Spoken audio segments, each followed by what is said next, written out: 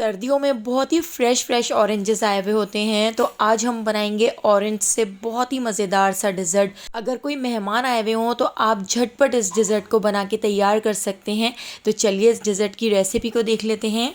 तो सबसे पहले हमने यहाँ पर 5 ऑरेंज ले लिए हैं, इनका हम जूस निकाल लेते हैं। अगर आपके पास इस तरह का जग हो जूस निकालने वाला, तो इससे आप बहुत ही आसानी से इसका जूस निकाल सकते हैं। नहीं तो आप हाथ से निचोड़ कर भी इसका जूस आसानी से निकाल सकते हैं। तो इस रेसिपी में मुझे 5 ऑरेंजेस का जूस चाहिए, तो मैंने यहाँ पर 5 ऑरेंज का जूस निकाल लिया है। तो इस जूस को अब हम छानेंगे। अब हमने यहाँ पर एक कढ़ाई रख ली है, कढ़ाई के ऊपर हमने एक स्ट्रेनर रख ली है। स्ट्रेनर से हम इसको छान लेते हैं ताकि इसका जितना भी गूदा होगा या इसमें जितने भी बीज होंगे वो निकल जाएंगे। तो इस तरह से चमचे से हम इसको छान लेते हैं।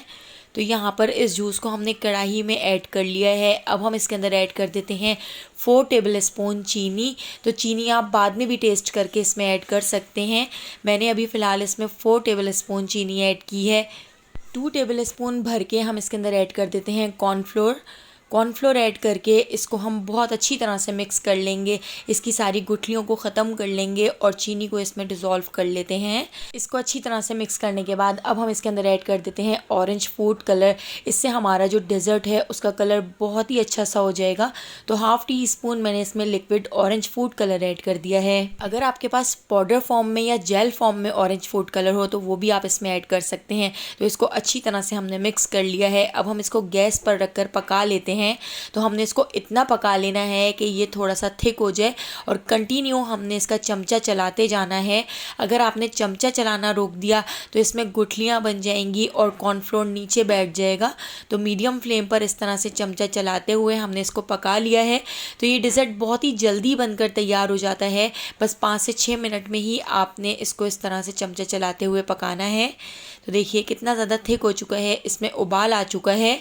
अब हम इसके अंदर ऐड कर देते हैं दूध। तो मैंने 2 कप दूध इसके अंदर ऐड करना है। अभी हम इसके अंदर 1 कप दूध ऐड कर देते हैं और दूध ऐड करके इसको चमचा चलाते हुए अच्छी तरह से मिक्स कर लेते हैं।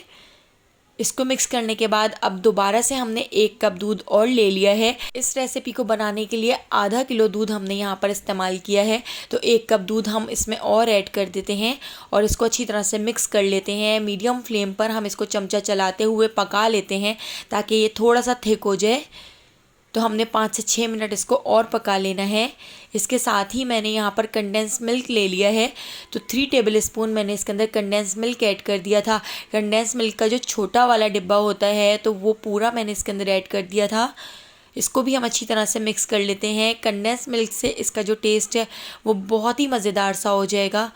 और अब यहाँ पर हमने ले ली है फ्रेश क्रीम। तो 3 टेबल स्पून ही मैं इसके अंदर फ्रेश क्रीम ऐड कर देती हूँ। फ्रेश क्रीम ऐड करने से ये डिज़र्ट बहुत ही क्रीमी बनकर तैयार होता है और खाने में बहुत टेस्टी लगता है। तो फ्रेश क्रीम को भी इसके अंदर अच्छी तरह से मिक्स कर लेते हैं और इसको थिक होने तक पका लेते हैं।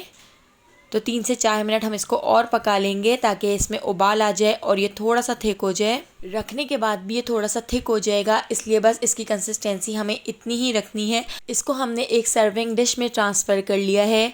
15 मिनट के लिए रूम टेम्परेचर पे आने तक छोड़ दिया था। उसके बाद हमने इसको 2 घंटे के लिए फ्रिज में रख दिया था। बहुत ही चिल्ड हो चुका है, ठंडा हो चुका है।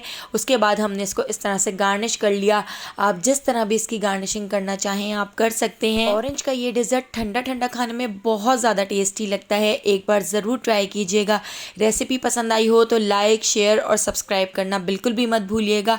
बेल आइकन के नोटिफिकेशन को ज़रूर ऑन कीजिएगा। आने वाली वीडियो तक मुझे दीजिए इजाज़त। अल्लाह हाफ़िज़।